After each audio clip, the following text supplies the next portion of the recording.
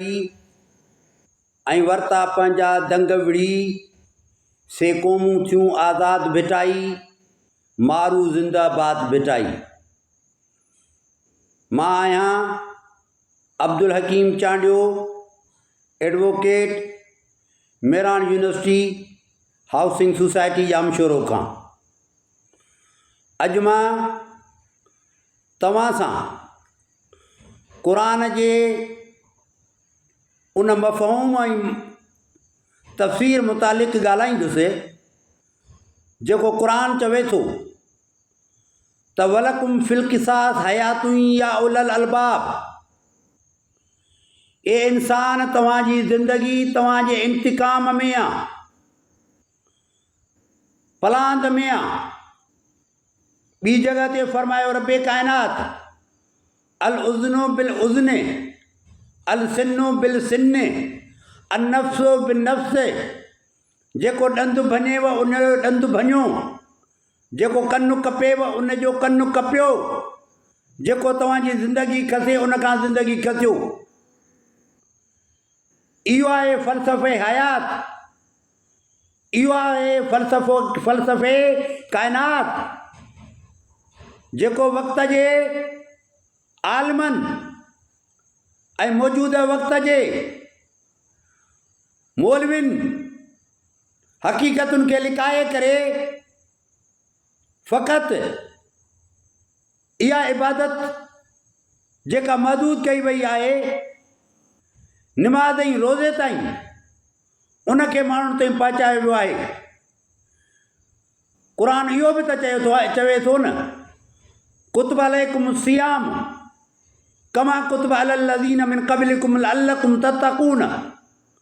तव्हांजे मथां रोज़ा फ़र्ज़ु कयमि जहिड़ी तरह ॿियनि क़ौमुनि जे मथां फ़र्ज़ु कया हुयमि, उमेद थो करियां त तव्हां मुतक़ी थींदव।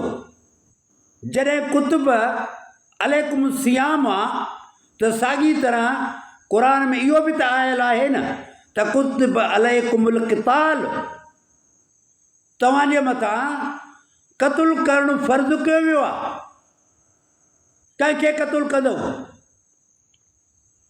सुवाल थो पैदा थिए, कंहिंखे क़त्ल कबो?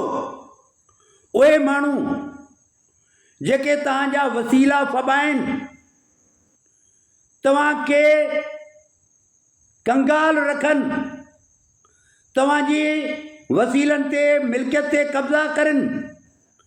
तव्हां अमीर हूंदे बि सुञा हुजो, तव्हां वटि सभु कुझु हुजे त बि बुखिया हुजो, तव्हांजे पाणी जे ज़ख़ीरनि ते कब्ज़ो कयो वञे, तव्हांजे ज़मीन ते कब्ज़ो कयो वञे, तव्हांखे पंहिंजे धरती ते क़ैद कयो वञे, तव्हांजा सभई बुनियादी हक़ मुअत्तिल हुजनि, त पोइ कुतिब अलैकुमुल क़िताल। जेके माण्हू ज़ख़ीर अंदोज़ी करनि, जेकी माण्हू मनशात फ़रोशी करनि, जेकी माण्हू ॿियनि जे मिल्कियतुनि ते कब्ज़ा करनि, जेके माण्हू ॿियनि जो नंग खणी अगवा करे हलिया वञनि फ़क़ति ताक़त जे बुनियादनि ते, कमज़ोर उन्हनि खां पंहिंजो नंग, पंहिंजी न्याणी ऐं पंहिंजी धीउ भेण वापसि न वठी सघे त उन सां विढ़णु तव्हांजे मथां क़ुरान पाक थो चए त फ़र्ज़ु आहे। अन सैफ़ुन नबी, मां तलवार वारो नबी आहियां। हिटलर जंगियूं लड़ियूं विड़ियो, तॾहिं हिटलर जी क़ौम अॼु टॉप ऑफ लिस्ट आहे। दुनिया जे तहज़ीब याफ़्ता क़ौमुनि में, सचाई में, ईमानदारी में, अख़लाक़ में हींअर जर्मनी टॉप ते आहे। जेकी माण्हू जर्मनी सां तालुक़ रखनि था इंतिहा दर्जे जा सचा वफ़ादार माण्हू आहिनि। हिटलर तमामु माण्हू घणा मारिया, पर हू क़ौम खे उहो दर्स ॾेई वियो त विढ़ण खां सवाइ तव्हांजो जियापो कोन्हे। हा, वेड़ पैसे सां बि थींदी आहे, वेड़ इल्म सां बि थींदी आहे, वेड़ अकुल सां बि थींदी आहे, वेड़ औज़ारनि सां बि थींदी आहे।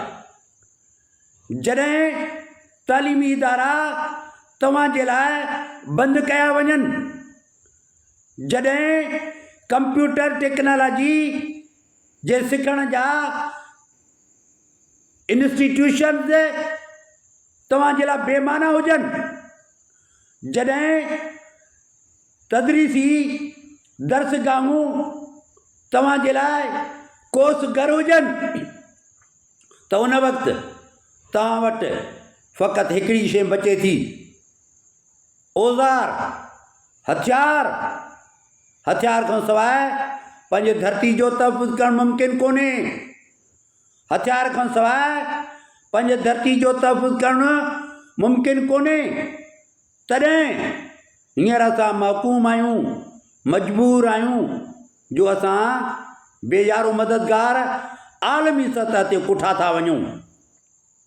जेकॾहिं असां जुरत, मुज़ाहिमत, शुजाअत, बग़ावत जो अलम बुलंद करियूं त दुनिया जी का बि ताक़त असांखे क़ैद नथी रखे सघे। अचो साथियो, अचो त बग़ावत जो अलम बुलंद करियूं उन्हनि सफ़ाक क़ुवतुनि जे ख़िलाफ़ जेकी असांखे महकूम रखनि थियूं ऐं क़ैद रखनि थियूं। इन खां सवाइ असां ई तव्हांजो जियापो नामुमकिन आहे। मुज़ाहिमत न कंदासीं त मिटिजी वेंदासीं ऐं मटिबासीं कोन, तॾहिं बि मिटिजी वेंदासीं। हाणे पाण खे इहो फ़ैसिलो करिणो पवंदो त पाण मिटिजूं या मटिजूं। मुंहिंजी राय इहा आहे त पाण मटिजूं। जॾहिं मटिबासीं पंहिंजे माज़ी जे उन्हनि रस्मुनि ऐं रीतुनि खे छॾींदासीं जेकी असांखे इंतिहा दर्जे जो निबल, कमज़ोर ऐं कायल जन असांखे रखियो आहे। उन्हनि शयुनि खे असां अलविदा कंदासीं, छॾींदासीं, तॾहिं असां पंहिंजी धरती जो दिफ़ा करे सघंदासीं ऐं पंहिंजे धरती जे वजूद जो जेको तक़दुस आहे उनखे पायमाल थियण खां बचाए सघंदासीं। अचो त पाण बहितर रस्तो अख़्तियार करियूं। महिरबानी साथियो।